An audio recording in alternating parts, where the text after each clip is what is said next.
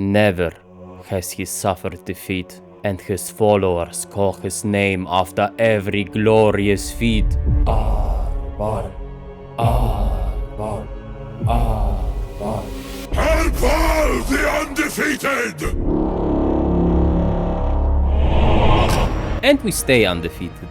And there is nothing the ogres can do against that. I love Khorne. No flimsy range units to take care of. No protecting squishy casters. No negotiating with your prey. Just raw power. What helps with that is our hero. We got lucky and he got a tactician trait which gives you stand your ground that turns your units that normally can only hit very hard to units that can hit very hard but not block the incoming blows with their face. Neither skulls nor stones left standing. There is no use in occupying settlements as Khorne.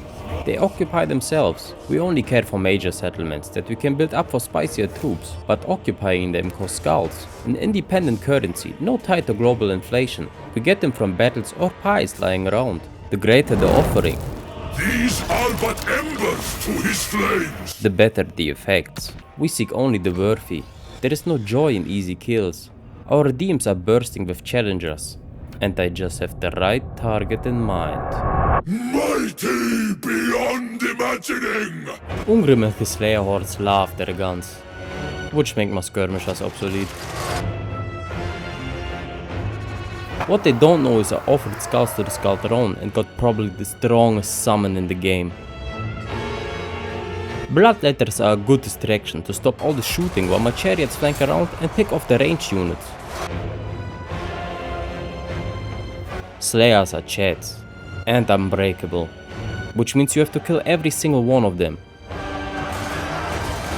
I won't lie, it felt good to have units and lords that can duel Ungrim for once.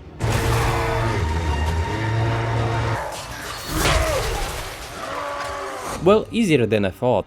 While we're here, I guess we can fight for a bit longer. But man, dwarves can be an annoying bunch, especially gyrocopters.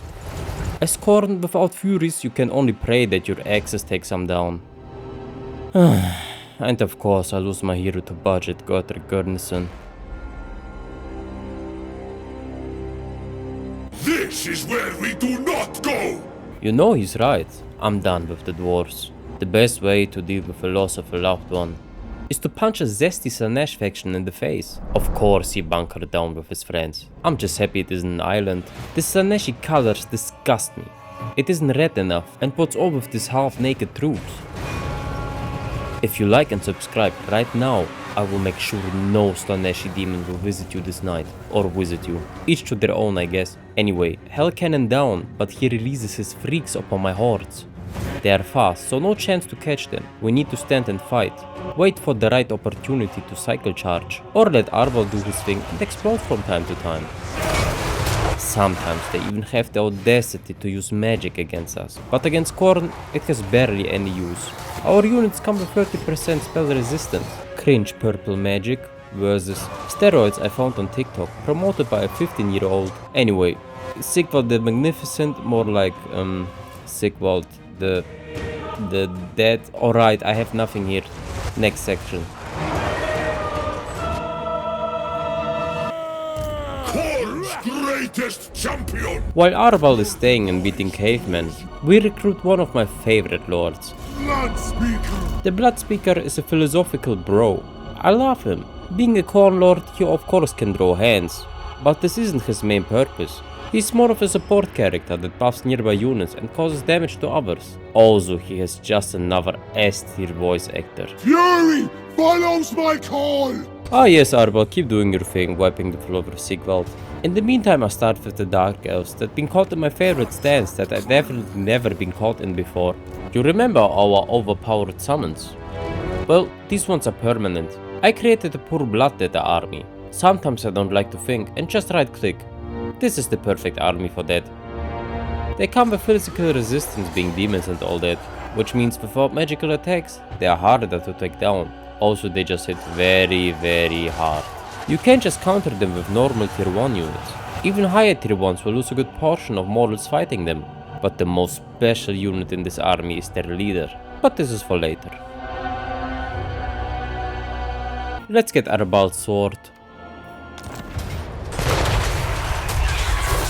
And attack the Wood Elves for no other reason than existing. You are but a whetstone for my axe. Oh my god, guys. Top 10 settlements I hate to fight in. Number 1 to 10. Wood Elf settlements. There is nothing I hate more than fighting in these carnivore forsaken settlements. The pathing doesn't work half of the time, or they just block the entry points and start blasting you with arrows.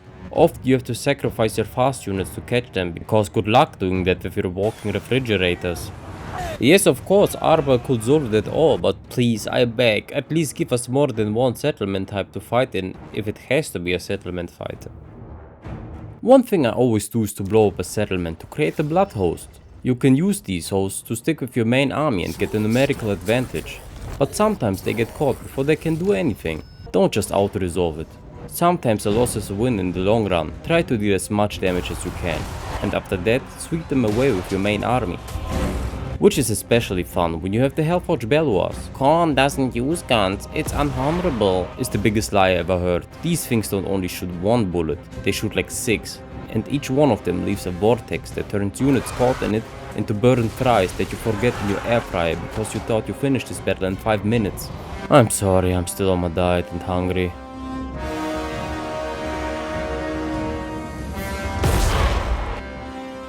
Anyway, we keep auto-resolving and sacking the Wood Elves. All paths must end.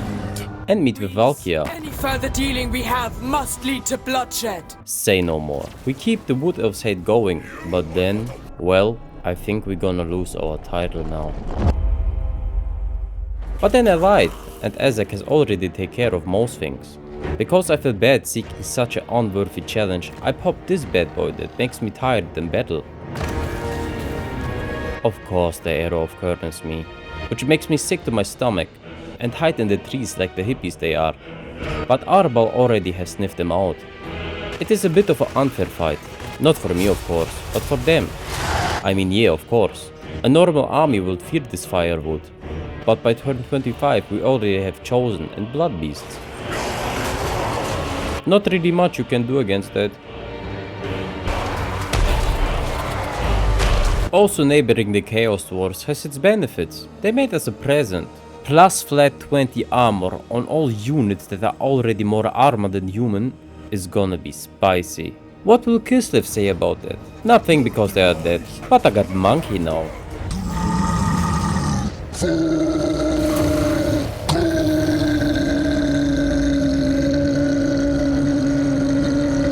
Arbaal spent some time in the workshop, his unit's getting dated, and he needs some upgrades. In Nagorov, our Bloodletter army starts some beef with the local Skaven. One fine addition to my demon army are the ROR Blood Crushers. They don't even look extremely sick. They melt through infantry. This slow armor-piercing archer trash has a hard time even making a dent into them. That's what you get for your cowardly ways. Yeah, this may be cool and all, but my boy here did so much good work that he got promoted. Exalted Bloodbuster. Burning hatred.